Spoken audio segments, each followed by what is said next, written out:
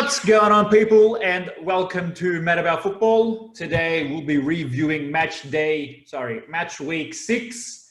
Along with me is Kamal, as always. I hope everyone is doing well. Yep. Keeping safe. Yes. Now that I heard that Europe is going into a big lockdown, which is Again? not good. Yeah. Oh, Big lockdown. Jesus. But we just came out of a lockdown today. Thank goodness. What's going on? There we go. Is this better? No. What the frick is going on? Okay. We will Technical difficulty. we'll wait What the fuck for is going on? The fuck is going on? I need a new... Bro, I hopefully should be getting like a new setup now. So like our next video, I should hopefully be like a whole different setup. Why the fuck does it keep falling? It's better. All right. I want to push it down just a bit. Okay, cool. Okay. Sorry, folks. Right, I'm ready. Yeah. All right, let's get straight into it. Let's get straight into it. Yeah. All right, sweet. So the very first game of the match day 6 was Aston Villa Leeds. I watched that game. Very good game. Patrick Bamford. Right. Hatrick Bamford. Hatrick Bamford. Sorry. Hatrick Bamford. First half was a bit bit average. Not many chances created. Aston Villa looked like they were defending very well in the first half, and they had a couple of chances with Grealish.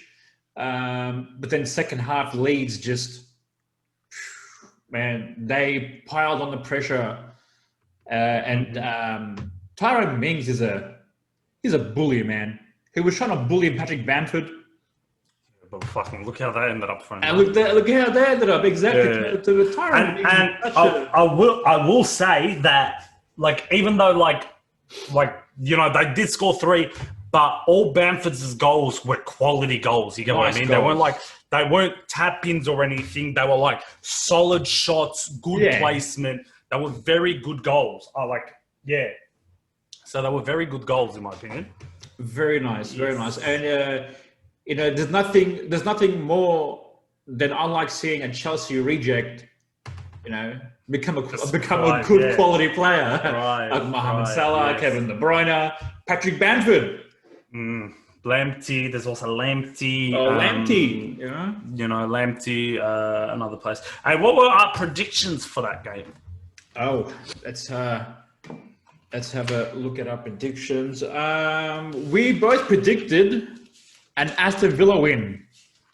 Yeah, because Aston Villa had been the team on form. You get what I mean? Yeah. I know, dude. We done really crap for our predictions this week. Well, like I was saying to you earlier, bro, I think that this match day was this week was just, it was different to all the other ones because like it was all just attacking footballs. Every team was letting in goals, scoring goals, and then this one was very lackluster comparing to all the other match days. Yeah, it was very meh.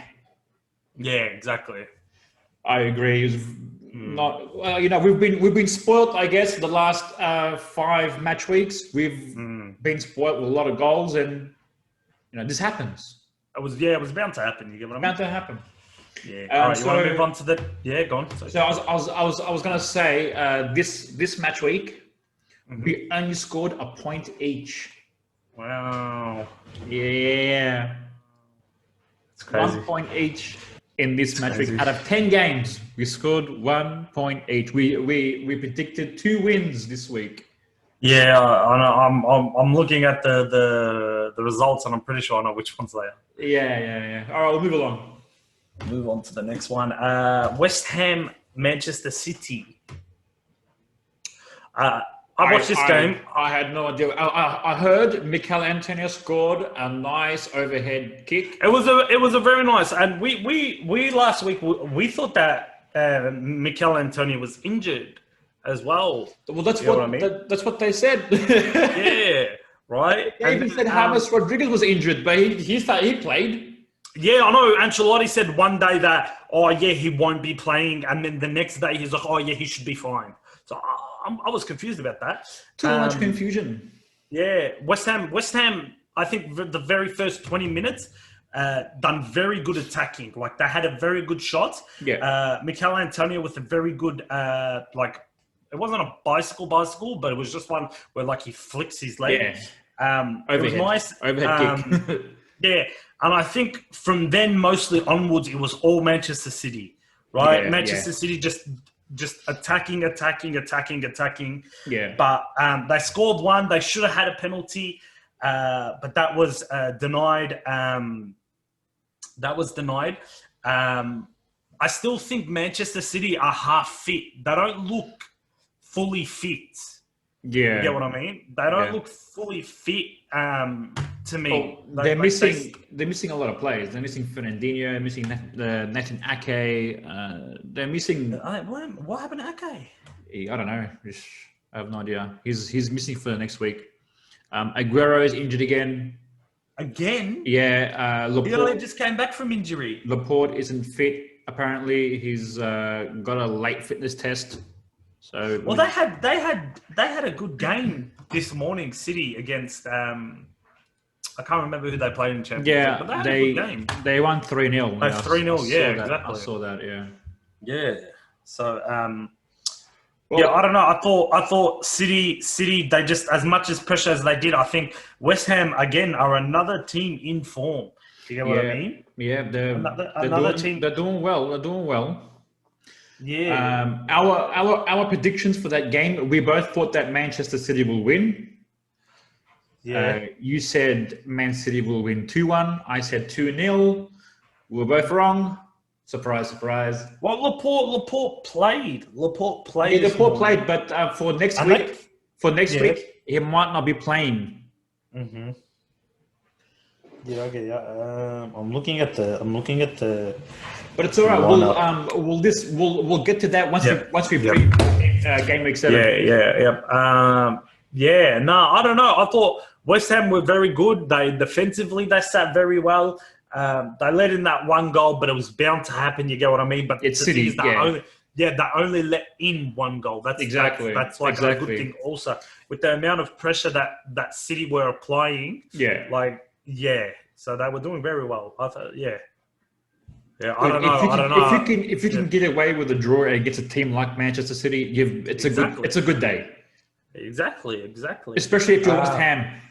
No offense to West Ham. See, there's a lot of teams that were doing bad last year, like the last season that were struggling at the bottom half, and now this season it's completely different. You know, West Ham being one of them, where they were consistently fighting relegation. You know, they barely scraped through relegation towards the end of the season, and now they're just playing very well. They're playing very well. Aston Villa in the same boat too. They're playing very, very well this season compared to last season, where they just barely scraped by a point. Well, I'm pretty sure they made goal difference. Oh, goal difference. Sorry, yeah, it was goal difference. They survived goal difference. But this season they look like a totally different team. Exactly.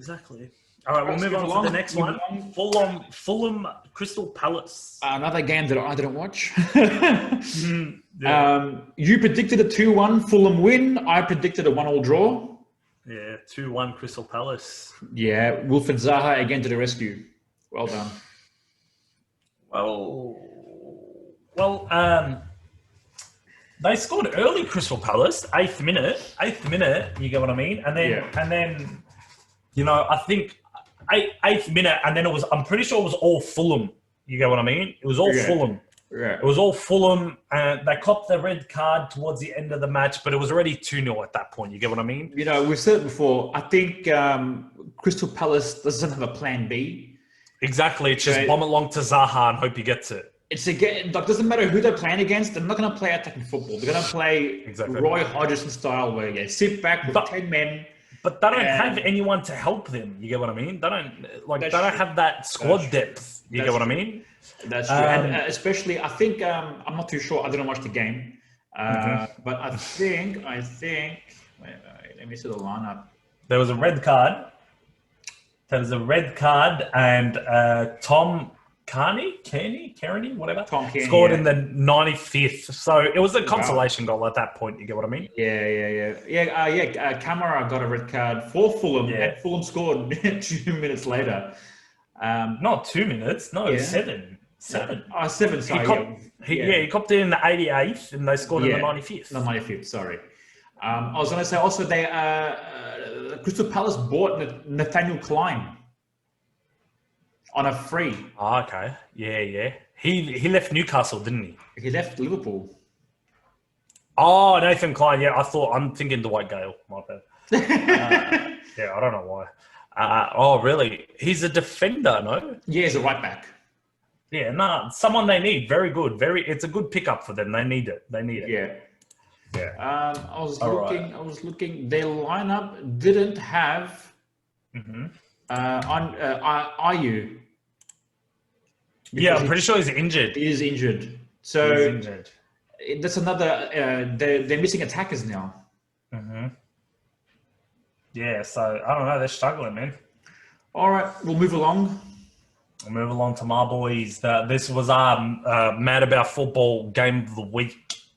Yes, it was. Manchester United versus Chelsea. I predicted a 3-1 United win. No, you predicted a 2-1. Oh, 2-1, sorry. I'm pretty sure you predicted a Chelsea win. I did. I predicted a Chelsea win. I said 3-1 to Chelsea. Both teams very disappointing, I have to say. Very, very disappointing. Chelsea not that. Chelsea more disappointing. I thought United played well. You know I thought so too. When I had seen our lineup, I thought our lineup was wrong. Like it was completely wrong. You get what I mean?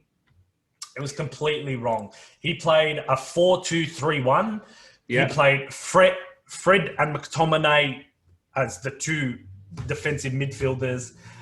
Daniel James and Juan Mata started, but one on each wing, which I thought was really confusing as to why he would play that. You get what I mean? Why you would play that when you have, Greenwood, Cavani. I thought Cavani done very well. I don't know why Pogba's been coming off the bench. That's a bit. Maybe he's feeling a bit tired. I'm not sure, right? Because you guys are playing Champions League as well, so you know. Yeah, but the last 3 games he's been coming off the bench. Interesting. You know what I mean? Yeah. Mason Greenwood's been talked to about his discipline. He's got a very bright future, but his discipline is just it's not good. You get what I mean? Yeah. Dude, that comes down to immaturity, I guess. Yeah. Donny van de Beek didn't even come on. I don't even know why we bought him 45 million if we're not even going to play him. Yes, I still think it's still early. Like he still needs to get into the squad and whatnot. Yeah. But I still think he needs to have game time. I heard Ole say that he will be starting against RB Leipzig tomorrow morning in the Champions League. Leipzig. Red Bull Leipzig. Yeah. Right. What's it called again? But yeah, I thought the lineup for United was completely wrong. Mata starting on the wing.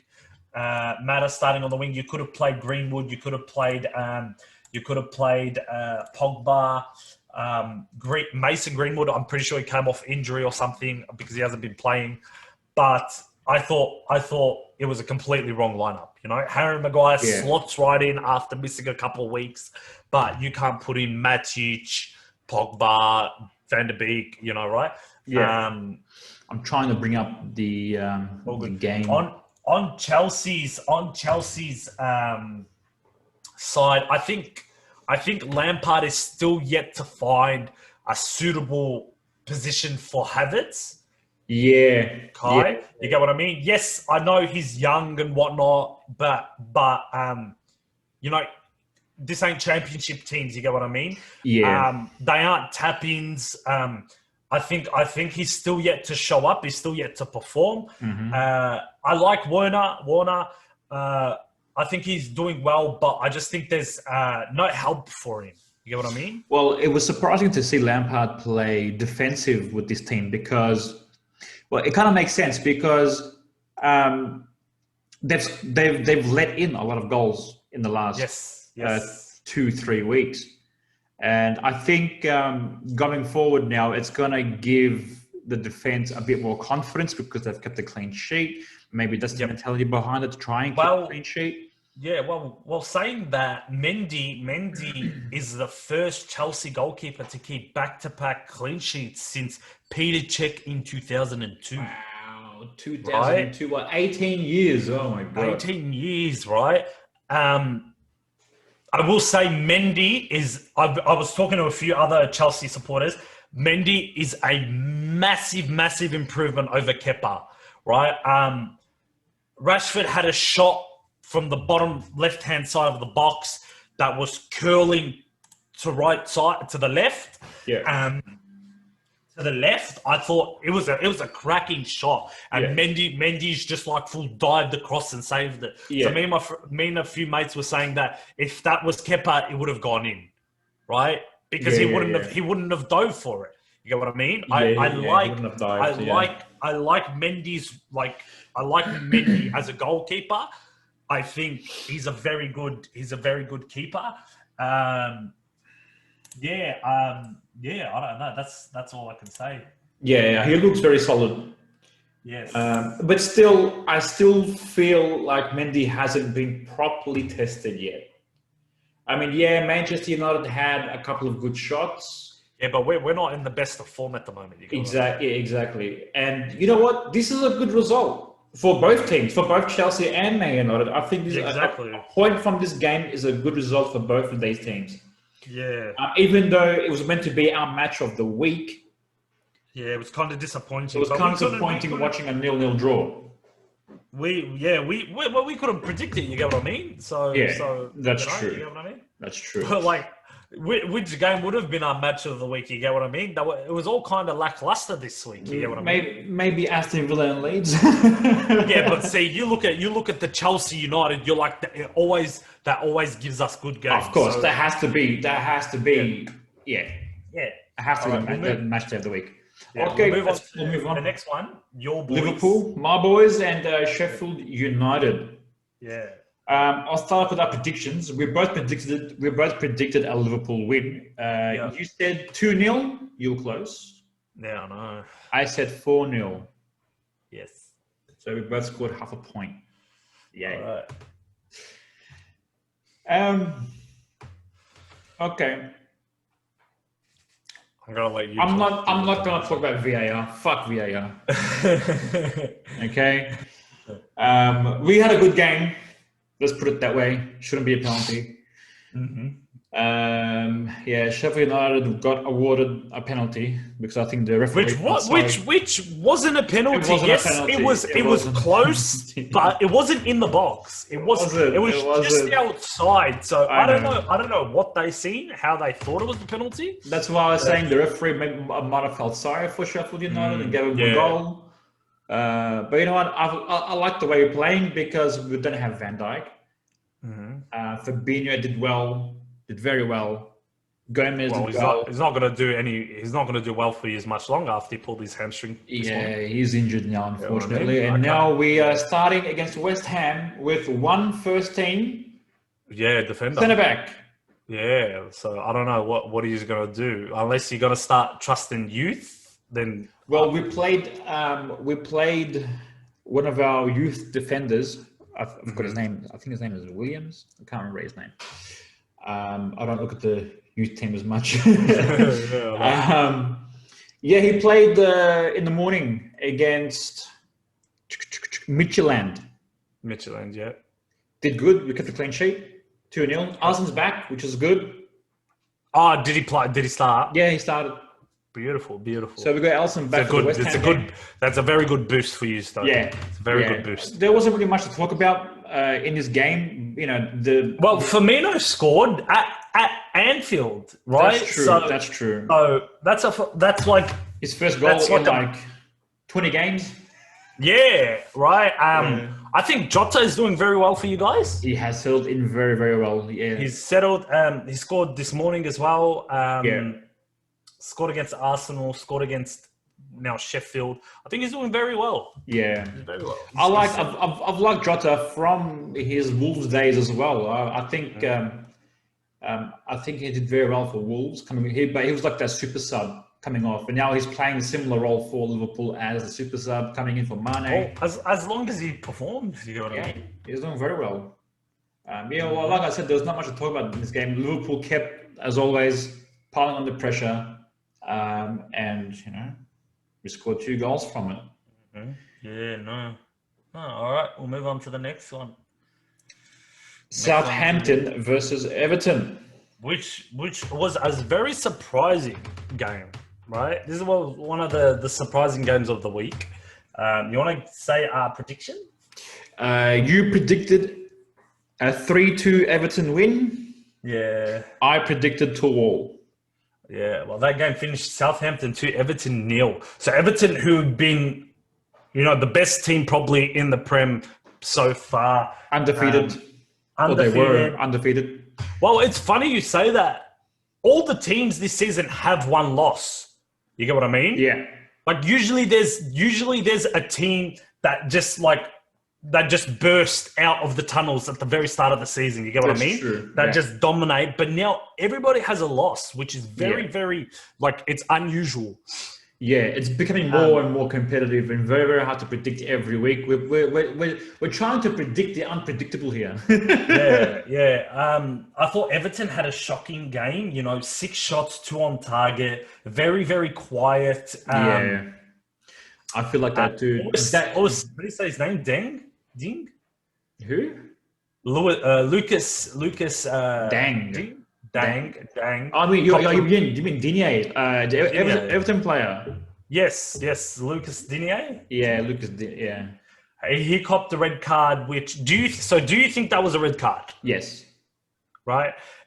Like people were saying, "Oh, you don't know football if you say that's a red card or whatnot." But you've got to think about it, right? So Southampton have hit Everton on the counter attack. Yes. And they're going. I think he was going on goal. He was like 1-on-1 with the defender in front of him, and then Lucas comes from behind and clips him. It was an intentional. Yeah, he's acting like it was a mistake. He put his hands up, but he clipped him. He knew what he was doing. He knew what he was doing. Yeah. Everton have appealed it, but it's only been reduced to 1 game.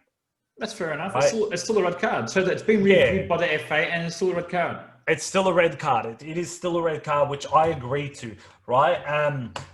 I don't understand what was happening with James Rodriguez. And we did our match day 6 predictions. Yeah. And then we finished that, and then we seen that Ancelotti said that James Rodriguez wasn't going to be available because of a knock he copped from Van Dijk. That's what I saw as well, according to reports. According to reports. But it wasn't even reports. It came from Ancelotti himself. Yeah. But I think now James is injured. Why? Because they played him? Yeah, because of that. They played him against Southampton. Now he's actually got an injury. Which, anyways, we'll come back to that when we talk about our preview for. I don't know. I just think they were lackluster. They didn't perform well. I just think everything just caught up to Everton. Yeah, you know what I mean. That's why I went for the draw prediction because I felt that missing Richarlison gives them, a lot of pace on that left wing, a lot of goal scoring threat from the left hand side, and putting Iwobi there. Iwobi, he's not at that level yet. Yeah. So that's why I thought it'd be a draw, but surprise, Southampton came up with a win. Danny Ings had a very, very good game. He gave 2 assists, one to Che Adams, and the other one to James Ward-Prowse. James Ward-Prowse, of course, Southampton legend. Well, in the making, anyways. Okay. Right, we'll move on to our next game, Newcastle Wolves. Newcastle Wolves, 2 teams who've been in a bit of inconsistent form. Yes. We both thought that Wolves are going to overturn their form against Newcastle in the last game week. Yep. We both said they'll win. You said 3-0. I said 4-1 against Newcastle. And it ended 1-1. 1-1. From last week, people were saying, "Oh, Jimenez should have been sent off for like a lash out, Yes. like a kick out." Yeah. Which, like, if Jimenez had been sent off last week, he wouldn't have scored this week. That's true. You know what I mean? That's true. So it was like controversial. Newcastle had it was more defensive game, right? Yeah. 5 shots, 2 on target. They scored 1. Yeah. Wolves had a very disappointing game. 15 shots, only 3 on target. You get what I mean? Yeah. So it was all attacking from Wolves, but they were like City. They couldn't just finish.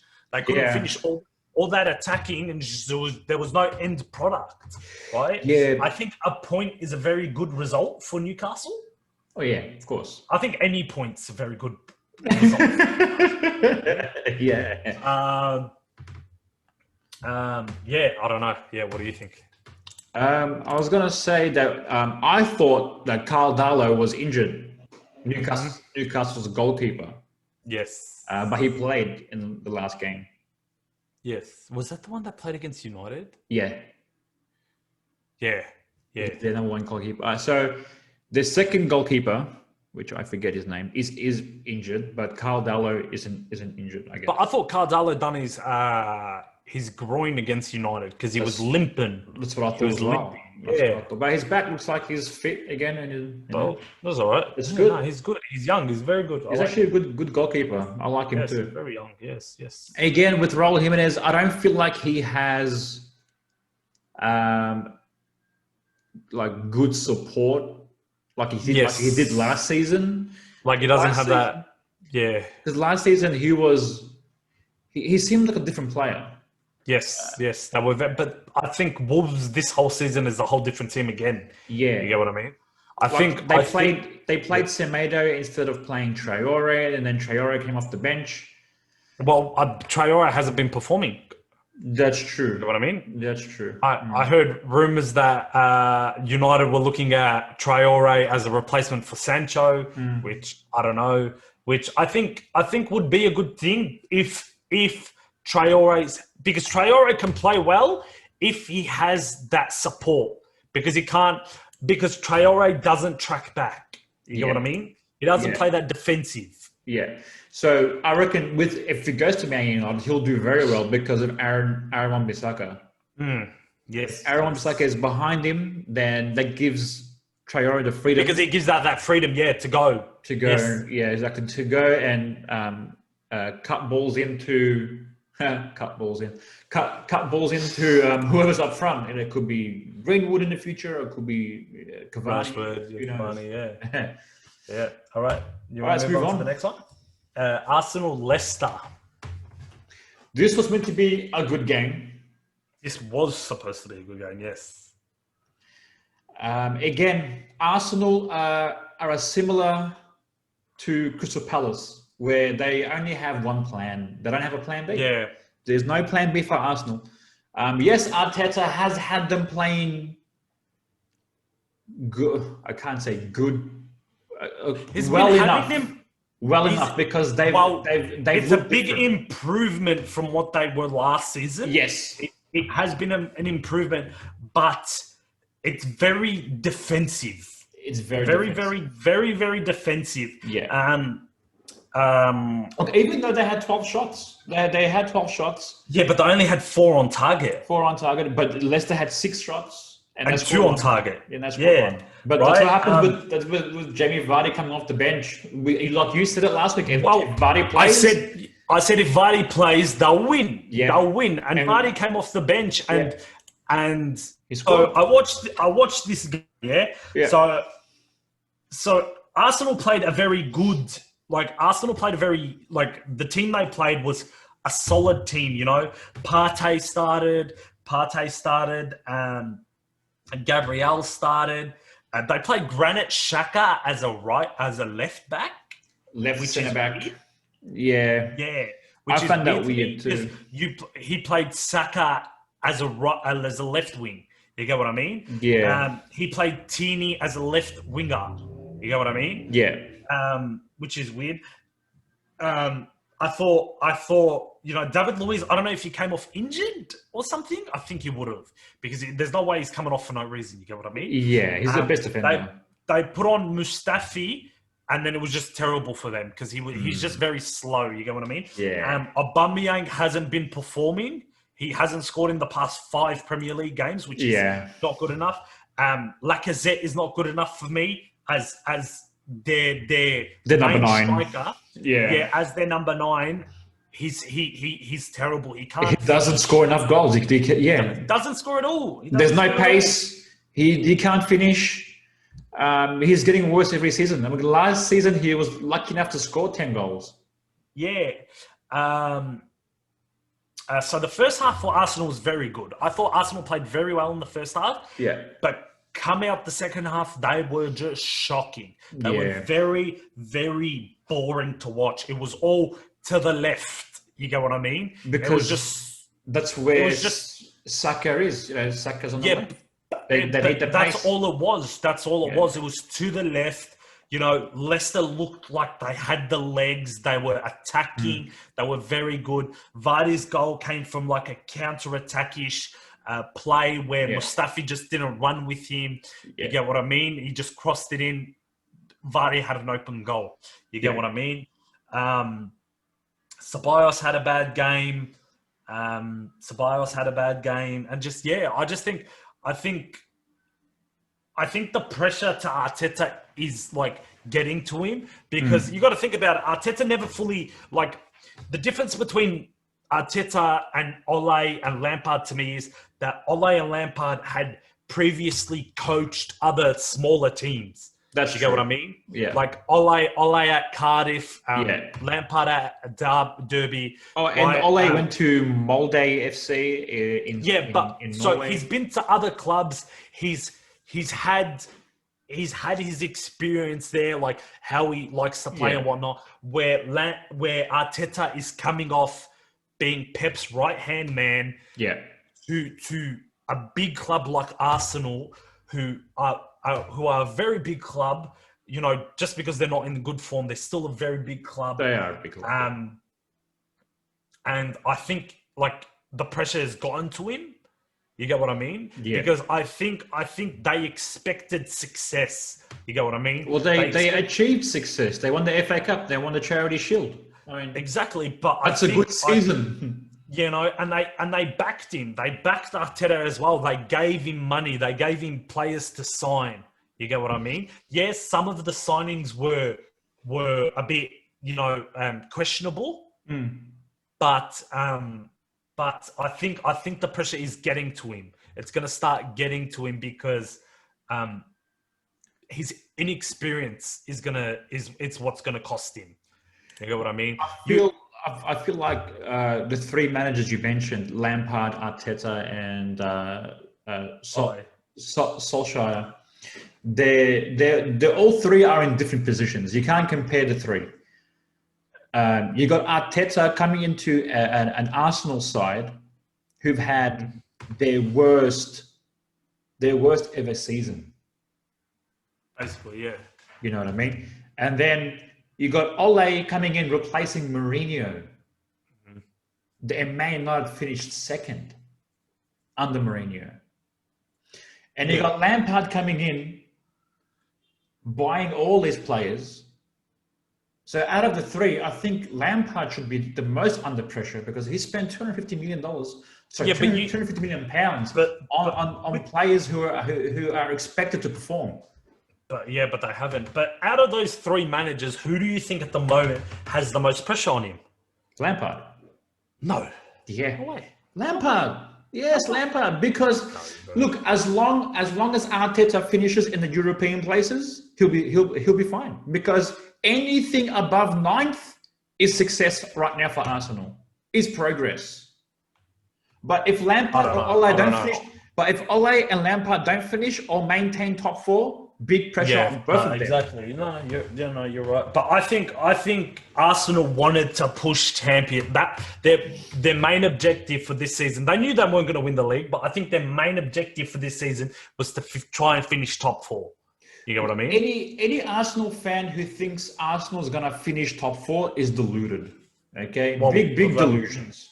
Because this team isn't ready for top 4 yet. I mean, see, when Arteta first came into the squad, he was playing Pep-esque football. You get what I mean? You get what I mean? Questionable He because he was still playing a back 3.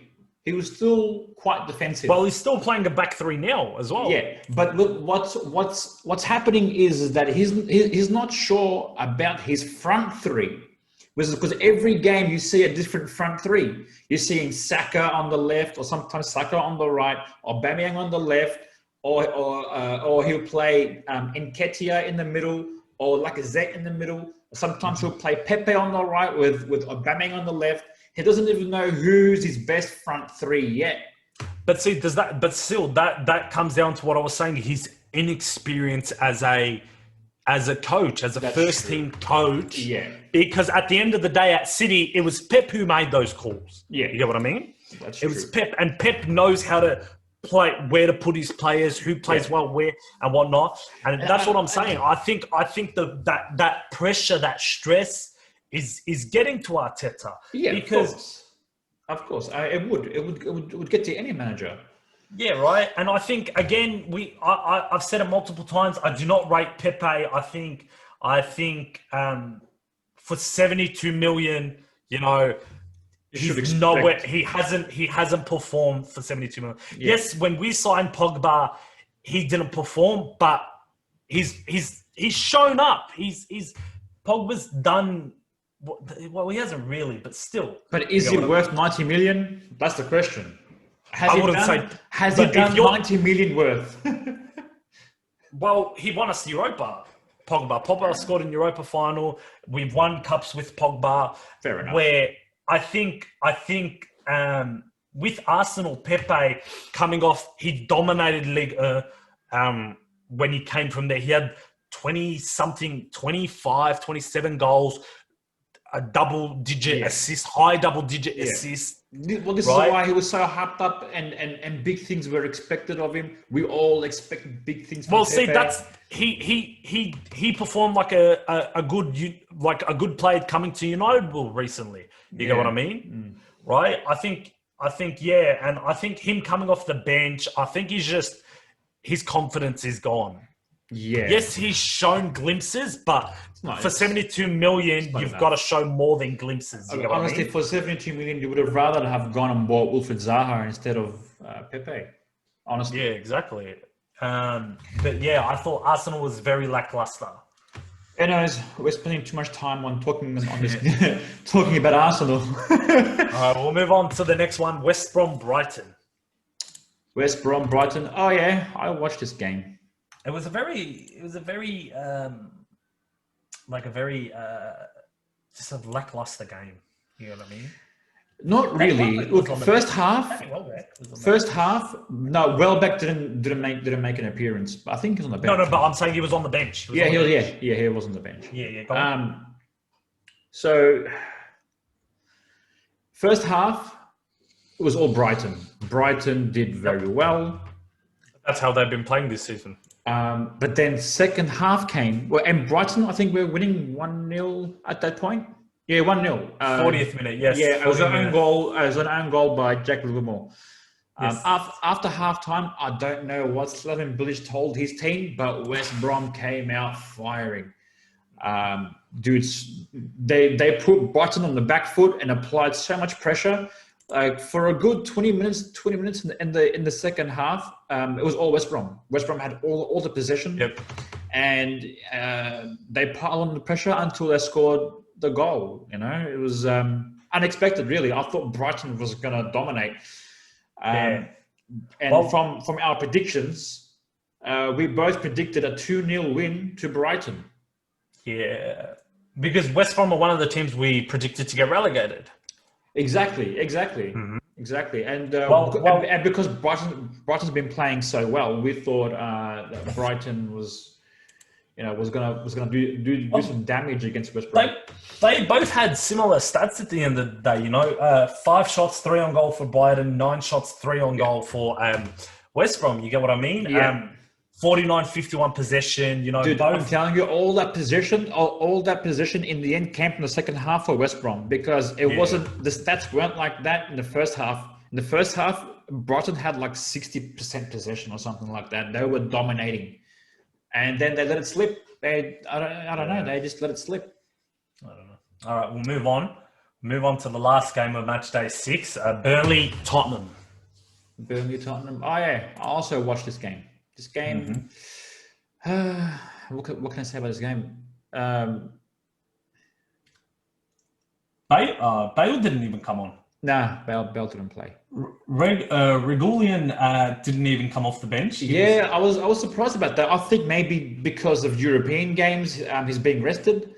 Maybe he wasn't even on the bench. Oh no, sorry, he wasn't. He was on the bench. He was on the bench. So yeah, Ben Davies came in instead of Regulion, and he done all right actually. Ben Davies, it wasn't too bad. It was a nice goal by Son. But see, another assist from Harry Kane. Mate, these two are performing very well. They're like a good 1-2 punch.